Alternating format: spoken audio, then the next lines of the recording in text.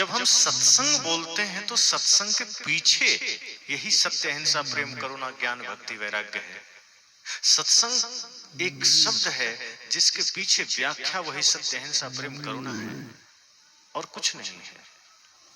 हम अलग अलग शब्द बोलते हैं और एक शब्द सत्संग बोल देते हैं, एक शब्द ध्यान बोल देते हैं, एक शब्द पूजा बोल देते हैं। इन सारे शब्दों का व्याख्या जब आप करेंगे तो वही निकल कर आएगा सत्य, अहिंसा, प्रेम, करुणा।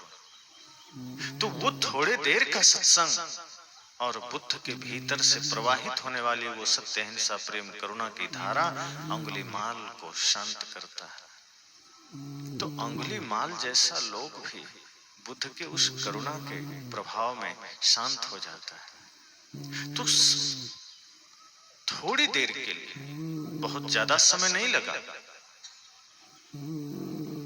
लेकिन आज हम महीनों महीनों, वर्षों वर्षों सत्संग सुनते हैं, एक साधारण क्रोध से मुक्त नहीं हो पाते, एक साधारण नफरत और घृणा से मुक्त नहीं हो पाते।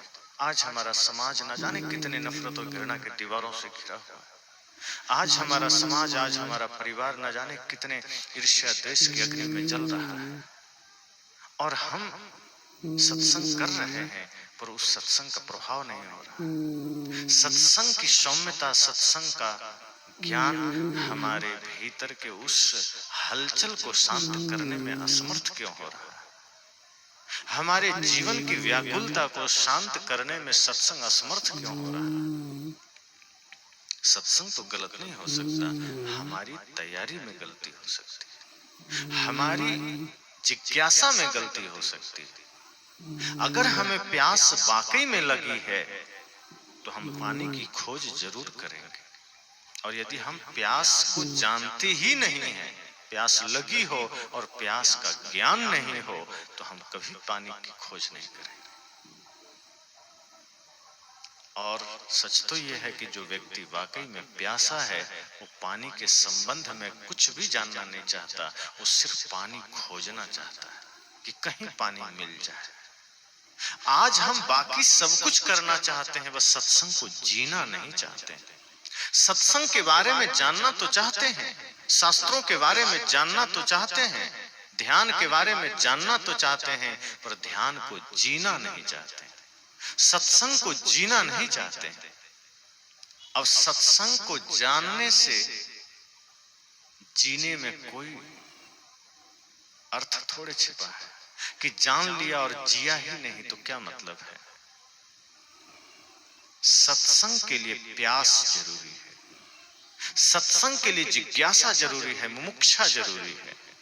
सिर्फ इंफॉर्मेशन के लिए अगर हम सत्संग कर सुन रहे हैं, सिर्फ इंफॉर्मेशन के लिए शास्त्र पढ़ रहे हैं कि थोड़ा सा ज्ञान मस्तिष्क में हो जाए ताकि चौक चौराहे पर हमें भी कुछ कहने में सुविधा हो, फिर वो ज्ञान किसी काम का नहीं। यदि वाकई प्यासे हैं तो हम जानकारी के पीछे नहीं भागेंगे। हम फिर, सदगुरु कबीर ने कहा है कि शास्त्रों के पीछे भागने वाला व्यक्ति सत्य से दूर होता है। जिसके पास शास्त्र का ज्ञान है, कोई जरूरी नहीं कि उसके पास सत्य भी होगा, क्योंकि शास्त्र से सत्य का कोई संबंध नहीं होता। शास्त्र तो कहीं कोई भी लिख के चला जाएगा। शास्त्रों को सत्य का रूप तो इंसान देता है।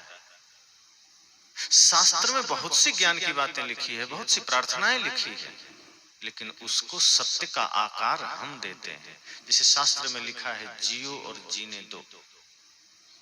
अगर हम ना जिए न जीने दें तो वो तो शब्द झूठ हुआ ना, और यदि हम जीते हैं और जीने देते हैं तो वो शब्द सत्य हो गया, मतलब उसको हमने सत्य बनाया। अगर उसमें लिखा है तमेव माता च पिता तमेव बंधुश्च सखा, इस भाव के साथ हम सबके साथ व्यवहार करते हैं, तब तो वो श्लोक सार्थक हुआ, सत्य हुआ। सदगुरु कबीर कहते हैं, सब घट मेरो साइया सुनी सेज न कोई। अगर ये भाव हमारा वाकई में जागृत हुआ कि हम सबके भीतर परमात्मा को देख पाए, तब तो ये दोहा, ये शब्द सत्य हुआ, इसे सत्य का रूप हमने दिया। और अगर हमने सबके भीतर परमात्मा न देखा तो ये शब्द मात्र शब्द है, वो झूठ है। तो सत्संग, ध्यान, प्रार्थना और पूजा जब भी इनकी बातें होगी तो इसको जीना महत्वपूर्ण होता है। हम इसको जीते नहीं हैं। हम महापुरुषों को भी जानना चाहते हैं, पढ़ना चाहते हैं, पर उनके आदर्शों को जीना नहीं चाहते। सत्संग को हम अपने कर्म में उतारना नहीं चाहते। सत्संग को हम अपने घर के अंदर ले जाना नहीं चाहते। सत्संग को हम सत्संग पंडाल के बाहर होते ही छोड़ देते हैं। ध्यान जो कि जीवन के लिए सबसे बड़ा संबल है, जो हमारे भीतर के समस्त सोई हुई शक्ति को जागृत करता है, उस ध्यान को भी हम क्रिया बनाकर करते हैं। संत कहते हैं जब भी आप क्रिया रूप में कुछ भी करेंगे वो बाहरी रूप हो जाएगा। और हमने जिसे स्थिति बनाना था उसे हमने क्रिया बनाया। झाड़ू लगाना, सफाई करना, भोजन करना, किसी को भोजन कराना, नहाना धोना, कपड़े साफ करना, बाहर की जितनी क्रियाएं हैं वो सब बाहरी है, वो सब क्रिया है। लेकिन सत्संग, ध्यान, पूजा, प्रार्थना, तप, त्याग, ये सब स्थिति है और ये भीतर से होना चाहिए। इसको हम बाहर से करने लगे कि 1 घंटा कर लिया, 2 घंटा कर लिया, 3 घंटा कर लिया, पर उस 2 घंटे के सत्संग से बदलाव क्या आया? यदि 2 घंटा सत्संग हम कर रहे हैं, वो 2 घंटा अगर आपके 22 घंटे को सुंदर ना बना सका तो वो 2 घंटा व्यर्थ ही तो हुआ। 2 घंटे का सत्संग यदि हमारे 22 घंटे के जीवन में खुशियां ना भर सका, वो 2 घंटे का सत्संग हमारे परिवार के समस्याओं को मिटा ना सका, हमारे भाइयों के बीच की दीवार को ढाह ना सका, वो 2 घंटे का सत्संग हमारे व्याकुल मन को शांत ना कर सका, तो वो 2 घंटे का सत्संग फिर किस काम का? 1 घंटा ध्यान करें और उस 1 घंटे के ध्यान के परिणाम में अगर हृदय में प्रेम जागृत ना हुआ, करुणा ना जगी, सत्य जागृत ना हुआ, बल्कि ध्यान क्रोध को जागृत कर रहा है, अहंकार को जागृत कर रहा है, तो ऐसे ध्यान से क्या फायदा?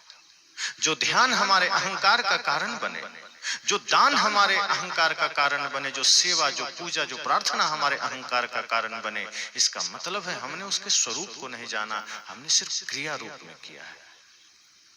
जब हम ध्यान, सत्संग, पूजा को स्थिति बना लेते हैं, अर्थात जहां जहां डोलो सो परिक्रमा, जो कुछ करो सो पूजा,